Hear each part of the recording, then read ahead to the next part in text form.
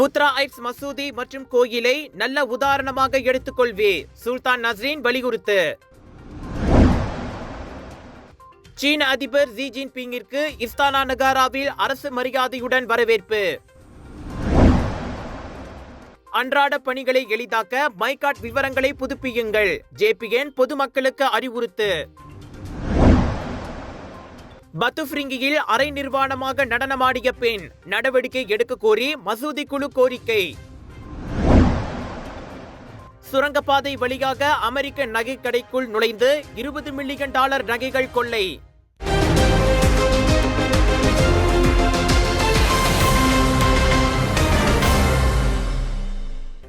மாற்றுமை தங்கிய பேரரசர் சுல்தான் இப்ராஹிம் அழைப்பின் பேரில் மலேசியாவுக்கான 3 நாள் வருகையை நேற்று தொடங்கிய சீன அதிபர் ஜி ஜின்பிங்கிற்கு இன்று இஸ்தானா நகாராவில் அரசாங்க வரவேற்பு நல்கப்பட்டது.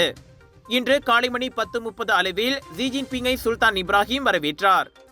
சீன அதிபருடன் பிரதமர் டத்தோஸ்ரீ அன்வார் இப்ராஹிம், அவரது துணைவியார் டத்தின்ஸ்ரீ டாக்டர் வான் அசீசா, 2 துணை பிரதமர்களான Datuk Seri doctor Ahmad Zahid Hamidi, Datuk Seri Fadillah Yusof மற்றும் அமைச்சரவை உறுப்பினர் ஆகியோரும் இந்த நிகழ்ச்சியில் கலந்து கொண்டனர்.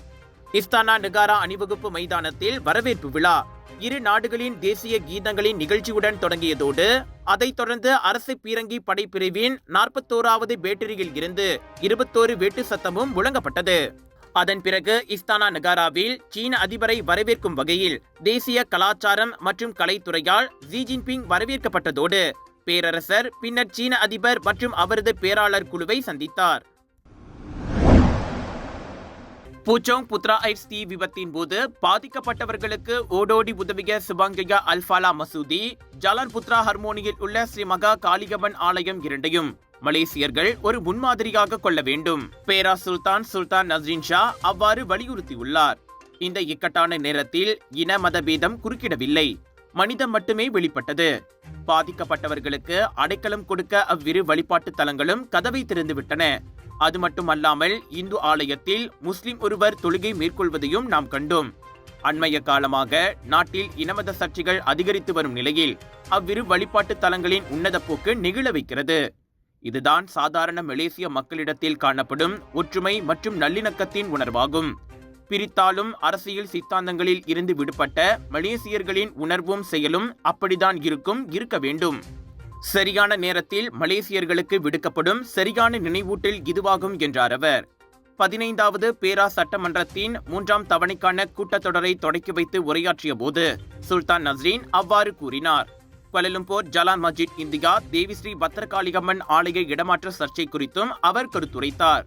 தாங்கள் சார்ந்துள்ள நம்பிக்கை அல்லது இனத்தின் போராட்டவாதிகளாக காட்டிக்கொள்ள ஏதுவாக இனமத விஷயங்களை பலர் ஊதி பெரிதாக்கி பரபரப்பாக்கி விடுகின்றனர். அச்செயல் மக்களிடையே கோபத்தையும் பகைமையையும் தூண்டும் அபாயம் உள்ளது என்பது அவர்களுக்கு தெரியாமல் இல்லை. வெறுப்பு அரசியலை ஏற்றுக்கொள்வது வருத்தம் அளிக்கிறது. இந்த பாதை மக்கள் இனியும் ஒன்றுபடாமல் பரஸ்பர வெறுப்பு மற்றும் விரோதத்தால் பிரிக்கப்படும் ஒரு எதிர்காலத்தை நோக்கி நாட்டை இட்டு செல்லும் என்ற அச்சம் அதிகரித்து வருகிறது என சுல்தான் நஸ்ரீன் கவலையை வெளிப்படுத்தினார். தினசரி அலுவல்களுக்கான தரவுகள் துல்லிதமாக இருக்க ஏதுவாக மைகாட் விவரங்களை அவ்வப்போது புதுப்பித்து வருமாறு பொதுமக்கள் அறிவுறுத்தப்படுகின்றனர். 1990ஆம் ஆண்டு தேசிய பதிவு சட்டத்தின் கீழ் பெயர், வீட்டு முகவரி மாற்றம் போன்ற தகவல்களை புதுப்பிப்பு நோக்கத்திற்காக தெரிவிக்க வேண்டிய கட்டாயமாகும் என தேசிய பதிவிலாக்காவான ஜேபிஎன் கூறியது. மைகாட்டில் நடப்பு விவரங்கள் சரியில்லை என கண்டறிந்தால் அவற்றை மாற்றுவதற்கு ஜேபிஎன் அலுவலகங்களுக்கு வர வேண்டும். உதாரணத்திற்கு மைகாட் அட்டை வைத்திருப்பவர் நடப்பு தங்கும் இடத்தில் இருந்து மாறி புதிய இடத்தில் 90 நாட்களுக்கு மேல் தங்குவாரேயானால் அவர் கண்டிப்பாக புதிய முகவரிக்கு மைகாட் அட்டையை மாற்றியாக வேண்டும். இது குறித்து ஜேபிஎன் பல்வேறு விழிப்புணர்வு நடவடிக்கைகளை மேற்கொண்டு வருகிறது. இருந்தாலும் இது தனிநபரின் பொறுப்பே என JBN சுட்டிக்காட்டியது.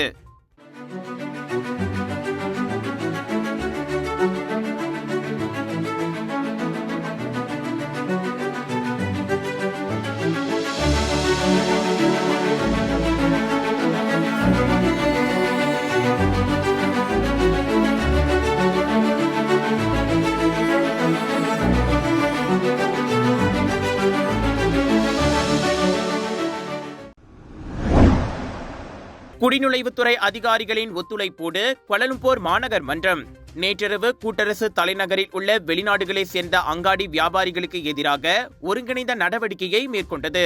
சவுக்கி Lorong Haji type 4, Jalan புராங்கான், புக்கிட் பின்தாங் ஆகிய இடங்களில் உள்ள அங்காடி வர்த்தக மையங்களை சுற்றிலும் இந்த நடவடிக்கை மேற்கொள்ளப்பட்டன.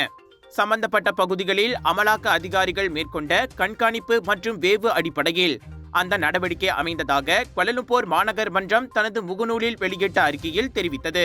2016ஆம் ஆண்டின் கோலாலம்பூர் கூட்டரசு பிரதேச அங்காடி வியாபாரிகள் லைசன்ஸ் சட்டத்தின் கீழ் 15 அங்காடி கடைகளில் இருந்து பொருட்கள் பறிமுதல் செய்யப்பட்டன. வெளிநாடுகளைச் சேர்ந்த 13 அங்காடி வியாபாரிகள் மற்றும் உள்நாட்டை சேர்ந்த இதர 2 வியாபாரிகளுக்கு எதிராகவும் எடுக்கப்பட்ட இந்த நடவடிக்கையின் போது வெளிநாட்டு தொழிலாளர்களை வேலைக்கு வைத்திருந்த அங்காடி கடைகளுக்கு எதிராகவும் எச்சரிக்கை நோட்டீஸை கோலாலம்பூர் மாநகர் மன்றம் விநியோகித்துள்ளது. ஆவணங்கள் பதிவு மற்றும் பரிசோதனைக்காக வெளிநாடுகளைச் சேர்ந்த 30 ஆடவர்களுடன் 11 பெண்களும் கோலாலம்பூர் கூட்டரசு பிரதேச குடிநுழைவுத்துறையின் தலைமையகத்திற்கு கொண்டு செல்லப்பட்டனர். விலையோ மலிவு, செலவோ குறைவு, தரமோ உயர்வு, மனமோ நிறைவு. மக்களின் தேர்வு என்ரிகோஸ் முழு ஆடை சத்துள்ள பால்மாவு.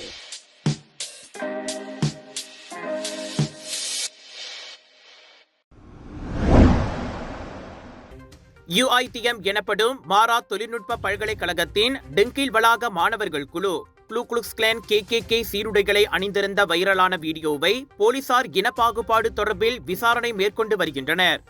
நேற்று இரவு மணி 7:24க்கு அந்த வீடியோ குறித்த புகார் கிடைத்ததாக செப்பாங் போலீஸ் தலைவர் நோர் இசாம் பஹாமான் தெரிவித்திருக்கிறார் என இணைய பதிவேடு ஒன்று தகவல் வெளியிட்டது. சமகால உலகளாவிய மற்றும் சட்ட சிக்கல்கள் என்ற பாடத்திற்கான ஒரு பணியின் ஒரு பகுதியாக இந்த வீடியோ இருப்பதாகவும் அமெரிக்காவில் கருப்பின சமூகத்திற்கு எதிராக தீவிரவாத KKK தரப்பினர் வரலாற்று ரீதியாக ஒடுக்குமுறையை மீண்டும் சித்தரிக்கும் விதமாகவும் இந்த வீடியோ இடம்பெற்றுள்ளதாக குறிப்பிடுகின்றன என்று தொடக்க கட்ட விசாரணையில் தெரிய வந்துள்ளதாக இன்று வெளியிட்ட அறிக்கை ஒன்றில் அவர் மேற்கோள் காட்டினார். இனப்பாகுபாடு மற்றும் அதை நிவர்த்தி செய்ய புதிய சட்டங்கள் எவ்வாறு இயற்றப்பட்டன என்பது பற்றிய புரிதலை வளர்ப்பதை நோக்கமாக கொண்டதாக இந்த வீடியோ உள்ளடக்கம் இருப்பதாக அவர் மேலும் கூறினார். பொதுமக்கள் எந்தவிதமான ஆருடங்களையும் அல்லது தவறான செய்திகளையும் வெளியிடுவதை தவிர்க்குமாறு அவர் கேட்டுக்கொண்டார். வெள்ளை அங்கி மற்றும் கூர்மையான முக்காடுகளில் KKK-ஐ பிரதிபலிக்கும் UITM மாணவர்களின் கிளிப்புகள் இந்த வாரம் சமூக ஊடகங்களில் வைரலாகி சீற்றத்தையும் ஆன்லைனில் பரவலான கண்டனத்தையும் தூண்டின. எனினும் இந்த நிகழ்வில் பங்கேற்ற மாணவர்களை UITM பல்கலைக்கழகம் தற்காத்ததோடு அவர்களின் அந்த செயல்பாடு ஒரு கல்வி கட்டமைப்பிற்குள் நடத்தப்பட்டதாக தெரிவித்திருந்தது. கில்லான்மேருவில் போலீஸ்காரரை போல சீருடை அணிந்து போலீஸ் சாலை தடைகளை ஏற்படுத்தியதன் மூலம் கவனத்தை ஈர்த்த சிறப்பு தேவைகள் கொண்ட ஒருவரின் செயல்கள் குறித்த வீடியோ அண்மையில் சமூக ஊடகங்களில் வைரலானதை தொடர்ந்து அவரை போலீசார் அழைத்து தனது நடவடிக்கைகளை நிறுத்திக் கொள்ளும்படி பணித்துள்ளனர்.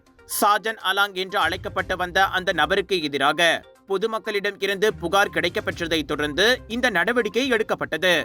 போலீஸ் பாணியிலான சீருடைகளை அணியவோ அல்லது சட்ட அமலாக்க அதிகாரிகளை பிரதிபலிக்கும் செயல்களில் ஈடுபடவோ அந்த நபருக்கு தடை விதிக்கப்பட்டுள்ளது.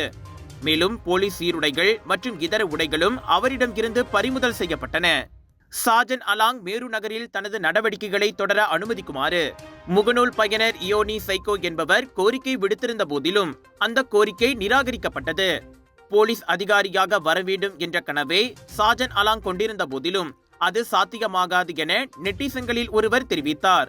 மேரு வட்டாரத்தில் அந்த ஆடவரால் எந்த ஒரு பிரச்சனையும் ஏற்படாவிட்டாலும் அண்மையில் சமூக வலைதளவாசிகளிடம் இருந்து நெருக்குதல் வந்ததை தொடர்ந்து இந்த நடவடிக்கை எடுக்கப்பட்டதாக கூறப்பட்டது.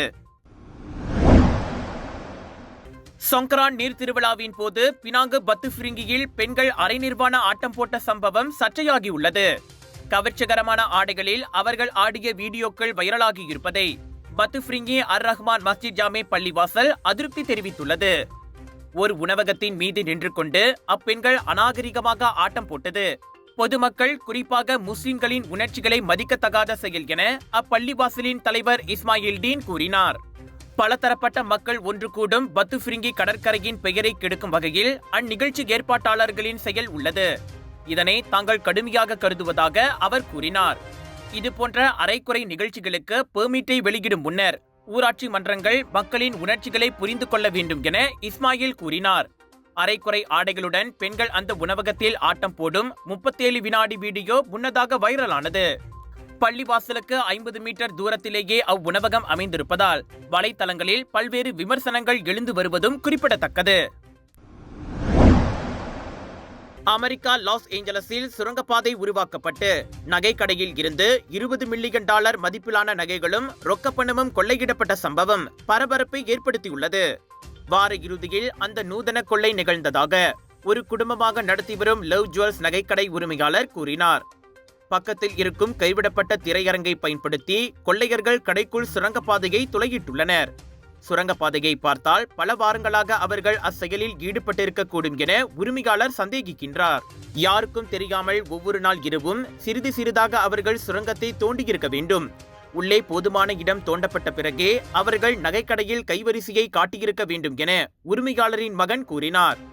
சிசிடிவி கேமராக்கள், அலாரம் போன்றவற்றை செயலிழக்க செய்துவிட்டு 5-6 மணி நேரங்களில் அந்த நூதன கொள்ளை நடந்திருப்பதாக நம்பப்படுகிறது.